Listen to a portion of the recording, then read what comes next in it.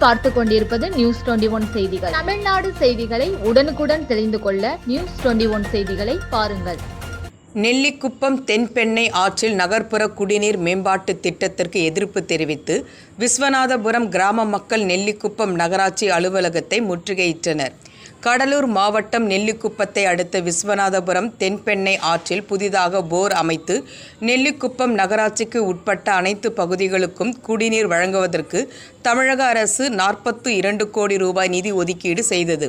அதனைத் தொடர்ந்து அப்பகுதியில் குடிநீர் குழாய் அமைக்கும் பணிக்காக கடந்த 10ஆம் தேதி லாரிகள் மூலம் குடிநீர் குழாய்களை ஒப்பந்ததாரர் எடுத்து வந்த நிலையில் அப்பொழுது பொதுமக்கள் எதிர்ப்பின் காரணமாக திருப்பி அனுப்பப்பட்டது.